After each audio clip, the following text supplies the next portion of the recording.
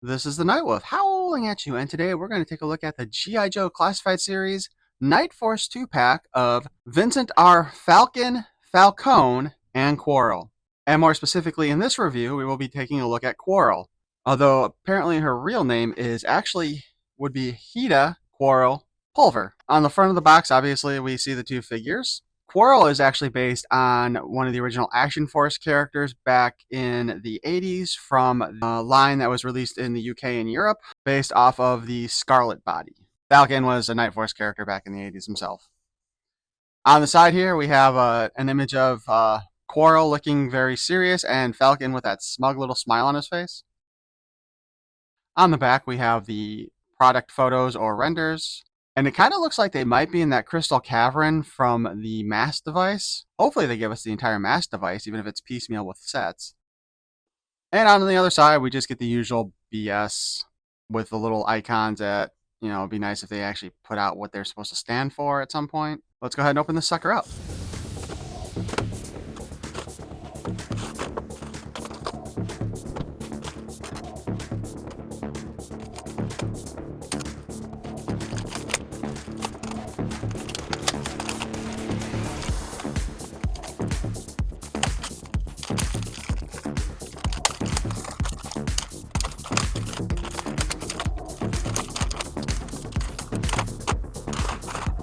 Ta-da!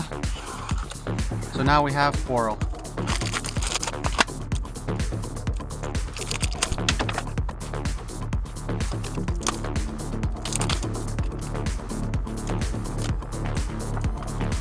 Seriously, the way the crossbow comes apart, that makes me nervous.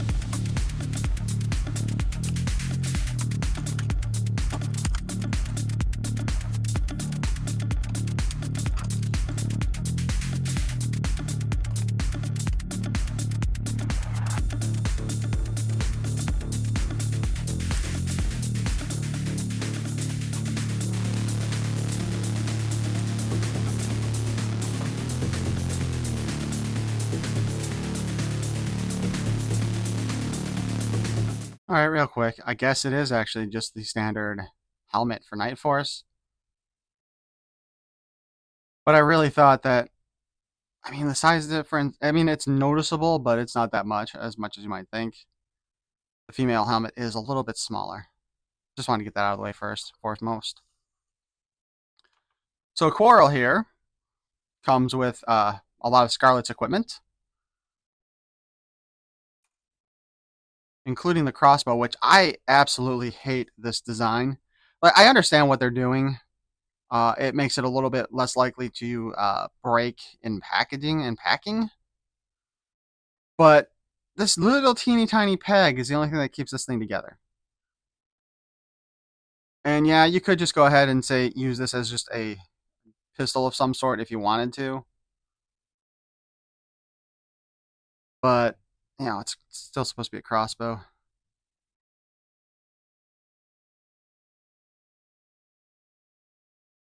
And it doesn't necessarily, doesn't necessarily line up perfectly. Because you can actually slide a bolt in there. Which, of course, like with Scarlet, we get a bunch of different bolts we can put in. Like so. No string. I remember back in the day with Matty Collector, Scott from Spectre Creative, I believe it was, talked about how they couldn't actually put a string on the bow because that had something to do with different laws, both national and international. So they either had to have it be fully plastic or no string at all. So they went with no string so other people could like take fishing line or yarn or whatever they wanted to string it up themselves.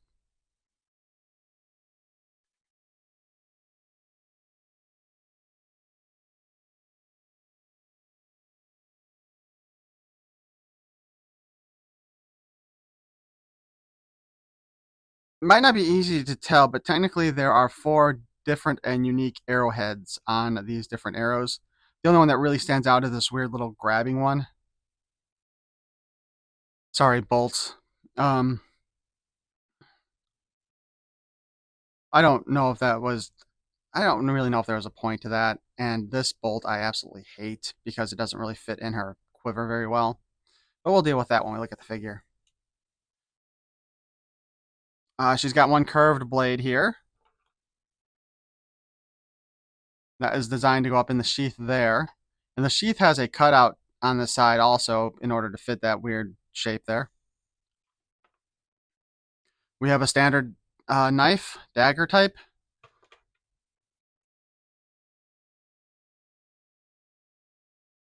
And it should fit in here if I can actually get it into the hole. That sounded awful.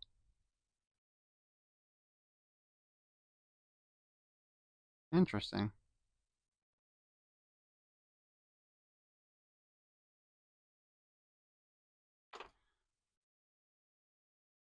She comes with a standard pistol.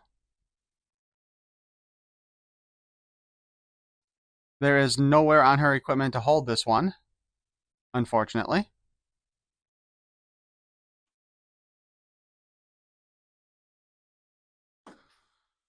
And in case you're wondering, it could also go in Lieutenant Falcon's thigh holster.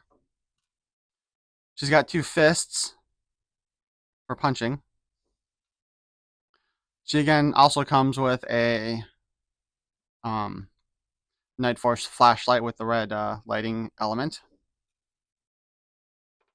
I actually wonder. Technically, you can put the Night Force goggles on her if you want. It's a little big, but it's not too awkward. And she comes with a fairly standard machine gun. Or rifle. Although, I mean, yeah, this is the more realistic one. I kind of wish she came with the G.I. Joe animated series rifle that they put with a lot of the retro card back ones. And just for the heck of it, let's go ahead and swap out her helmet for her head. So I am going to give credit here to the G.I. Joe team for giving us actual heads. Well, I don't think they have a helmet specifically for the female heads yet. Probably because there's such a wide range of hairdos on the female characters, more so than the male characters. But I think in this case, again, where people might consider buying a second pack of these in order to swap out the head for Falcon, and that then gives you the extra head for just a Night Force Steel Core figure. Same goes with our friend Quarrel here.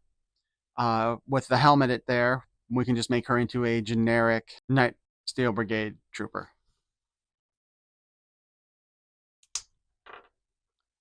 She also has a unique neck sculpt here. Besides the fact that she actually has like the turtleneck part on the bottom, she also has a collar that is, I think, supposed to be holding, or a choker that is holding a earpiece cord that you see on the side of her head here. So she is wearing a full earpiece in her figure, which is cool.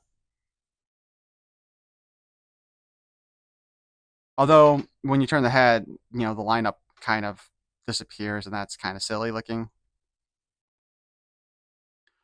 But it does show that they have given us a unique head sculpt with her. It's kind of too bad, though, that they also didn't give us a ponytail for her, like they did with Scarlet, but maybe they didn't want to do that. Which had me wondering because in the Action Force figures, there were two different female figures that were based off of Scarlet's body. The other one we are getting with the Firefly, which is supposed to be shipping by the end of this month. And that was, I don't remember what they called her right now. But since they're both based on Scarlet, they gave shorter hairdos because the original figure had the shorter hairdo. But I'm wondering if, and I don't think they did this, but maybe they did. I do wonder if they gave the other one the ponytail to help differentiate her more from this style also, hopefully. But anyway, articulation-wise, her head is on a ball joint, and we can spin it around. She can look downwards a little bit, and she can look upwards quite a bit more. She's also got the same shoulder pauldrons or shoulder armor that Falcon had. Well, not the exact same, obviously, because it's a smaller body. But I do think these, actually, I do think these are the ones on both of them that came with the steel core characters. So arm can spin all around. There is a small butterfly joint in there that barely moves. I think we had the same problem with Scarlet, to be honest. We can hinge up and we can hinge down.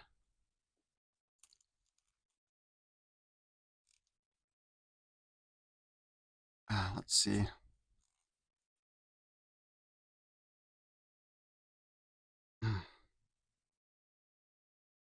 We can get the arms most of the way up.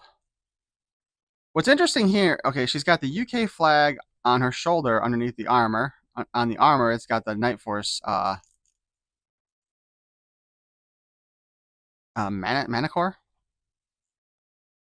And I think this actually relates to the old Action Force line right there.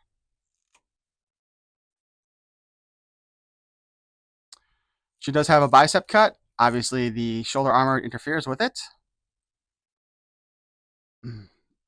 Double jointed elbows. And I'm so glad they started doing the double joints on the female characters, because I want to say it was the Baroness when she first came out, and the first Scarlet that came out, that, as well as the Blue Ninja, that did not have double jointed elbows back in the day, which wasn't that long ago. She's got a boob cut that's hard to spin. She's got the waist cut.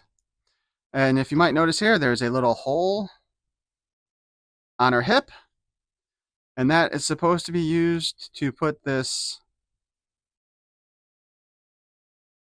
if I can find it, this teeny tiny nub on her belt is supposed to go in there to hold the Quarrel in proper position. Honestly, I am tempted to glue that in place. She does have the drop down hips. She can kick forward that far. She can kick back that far without moving it too far out. And she can do a nice high kick, getting a better set of splits than Falcon got. They do like to add their little thigh bands to the figures too, don't they? Double joint at the knee. Boot cuts. Fused ankle rocker. There we go. That side moves just fine. And a spin. What is it lately with, like, I think every figure that I have opened up recently from G.I. Joe has had fused parts. Unfortunately, the one thing that I hate about this quiver, and I had the same problem with Scarlet too, is that little knob thing. It's not really big enough to fully fit in place and stay there very well. So now to go on to the quiver here. It has 4 slots.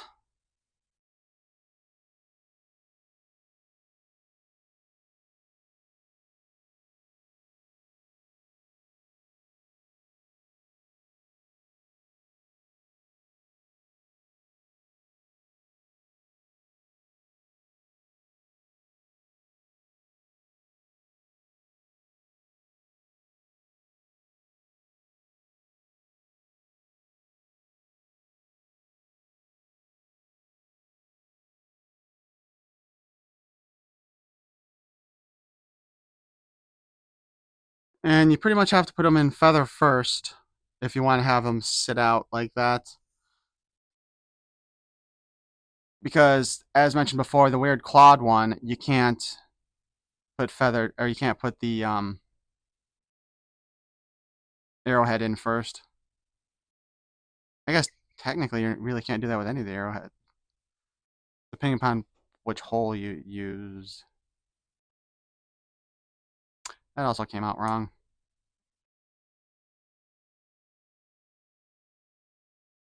Or went in wrong. Wrong hole, wrong hole. But you could technically get away with that too, with all the feathers sticking out. I don't know I've never used a crossbow myself, but I have done standard archery. And every quiver that I've ever used, whether it actually was one that was worn or one that, or just a thing sitting down there for you to put your arrows in, it's always had the feathers out. So it's kind of weird that the best way to fit the bolts in here are feathers down. But if you use a crossbow and you have a quiver, let me know how you're supposed to do it, because I still can't help but think that having the arrowheads facing out like you would in the case of this one, because if we're being honest, they fit in there best this way. Just seems like that was dangerous and asking you to stab yourself in the arm with it.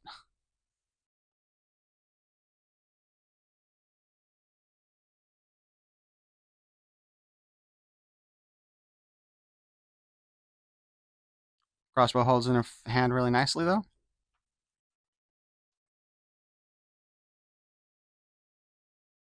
She can also hold the rifle.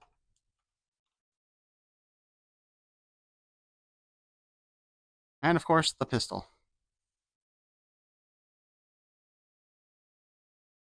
Back during the era of the G.I. Joe Collectors Club, though, they did release a version of her in the Collectors Club in the 4-inch line. So we do have a file card that we can read off of for her. Undercover Operations, codename Quarrel. File name, Pulver, Hedda. SN number, totally different from the American Joes. Primary military specialty, undercover operations. Secondary military specialty, commando. Birthplace, Interlaken, Switzerland. Grade OR6, or a sergeant. Quarrel is the daughter of a Swiss diplomat who was too busy to spend time with her while she was growing up. To gain his admiration, she spent her early years training and excelling in martial arts and eventually became known as an all-around sportswoman. Although she was top-ranking competitor in the annual British Grand Prix Motorcycle Championship, she sought even more adventure and joined the SAF, Special Action Force. Their Z-Force infantry, armor, and artillery unit gave her new challenges, as well as unlimited access to high-speed vehicles. She graduated at the top of her class in Undercover Ops School, and Advanced Unarmed Combat School. Although normally passive, she has the reflexes to explode in violent action at any moment. Her signature weapons include a modified crossbow, throwing stars, shurikens, and Chinese butterfly knives, Dale. Quarrel is a daredevil on any motorcycle, and the Z-Force motor pool always finds a way to use that to her advantage. She has been assigned a mission to investigate the reports of an eerie glow emanating from a closed factory where unusual industrial manufacturing can be heard throughout the night. I'll drive anything that moves, but I'll outride anyone on a motorcycle. Characters and events referenced herein are fictional and are not intended to depict actual persons or events. So I guess I have the rider for my second Night Force motorcycle. Overall, I need to take a look at the original version of her again, because I do think that I don't think she had the black on her that it did, but I don't have an original Action Force character, and I don't like to steal other people's photos, which is kind of why I recreate the file cards myself. But I was kind of wondering, I think this is supposed to be fairly close to her original toy version from Action Force back in the 80s. But since she is Night Force, I do think they should have colored her different for that. And instead of going with the green on her, they probably should have gone with a dark charcoal gray, like the rest of Night Force tends to do. Or, I don't know, the dark brown I'm not really a big fan of with the Night Force stuff. Because we could have gotten a version of her too. Like, we could have put out the ramp cycle a second time with her, maybe. Or, just put out a standard version of her to go along with the Night Force one. Because honestly, because with the Night Force being kind of a sub line, I do think that the character should have a standard figure as well as their Night Force figure. So I feel like that's kind of a missed opportunity with her to have given us that version. Unless it turns out that I don't know if this black is actually on the original figure or not. And I don't really know anybody who collects Action Force that I can ask. But anyway, I hope you enjoyed this look at our G.I. Joe Classified Series Night Force Quarrel. And if you did enjoy it, please feel free to subscribe And you can even hit that notification button to get notified when I post new stuff, which I don't know why you'd want to torture yourself that way, but you know, eh. Uh, Let me know what you think of the character overall. I do like that they're bringing the Action Force characters into the Joes. And I wonder if they're going to start doing that to the bad guys, or if that's just going to be up to the Skeltron people to do, since they're the ones giving us the rather specific looking airship for the villains in that line, as well as some of the figures, but I don't think a lot of those figures look like. I guess I need to double check when I do my next my next Skeltron. Anyway, thanks for watching. Peace and love.